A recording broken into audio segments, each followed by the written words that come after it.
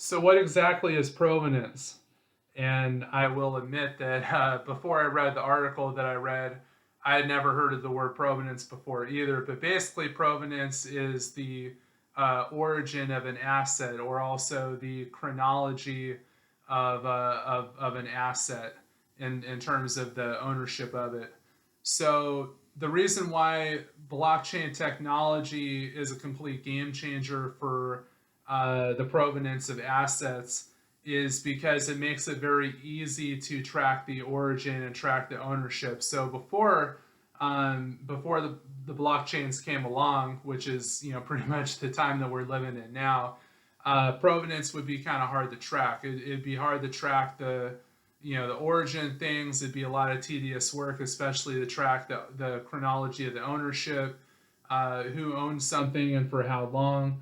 So some industries kind of keep track of that, especially with real estate, in terms of when someone's bought it, when they haven't. But the whoever has owned it, that can be kind of hard to track.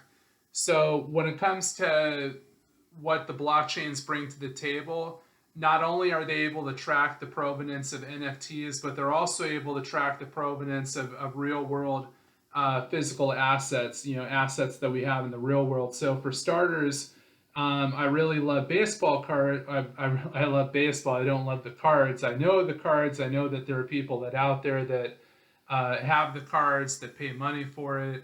So, but I know of baseball cards, and I know that NFT versions of the baseball cards, it'll be pretty easy to track the provenance. You have a baseball player NFT, similar to a baseball card, and it's easy to track the origin of when the asset was minted, also known as when it was created, and it makes it really easy to know who has owned it. Were there any famous people along the way that have owned it? That can add value to it.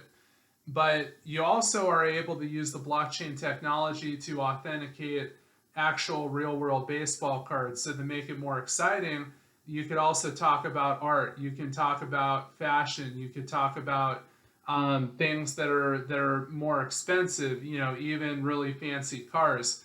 The blockchain is basically a ledger, and you can pin the physical item to this ledger that cannot be manipulated, that is decentralized, that is not, you have no intermediator, you have nobody in the middle, is what I'm trying to say. You don't have a middleman, so it's something that both sides can kind of trust as far as like the origin of it and the ownership of it. So if you have a painting, you can track the origin of it. What was the origin of the painting, and who has owned the painting along the way. The blockchains can make it really easy to kind of track these things to make these things more, have more value. Because if you're able to track like who's owned these assets before and what the origin was and whether the thing is authentic or not, that helps out too. In the fashion industry, and you have a lot of things that are not legitimate, like a Rolex watch. There's a lot of fakes. There's a lot of replicas that are out there. The blockchain is going to make it really easy for you to know if a particular watch is an authentic Rolex or not. So these are things that are going to be, this type of technology is going to add a lot of value when it comes to a lot of different assets that are out there. If you collect an asset, if you invest in assets, so something to kind of keep an eye on.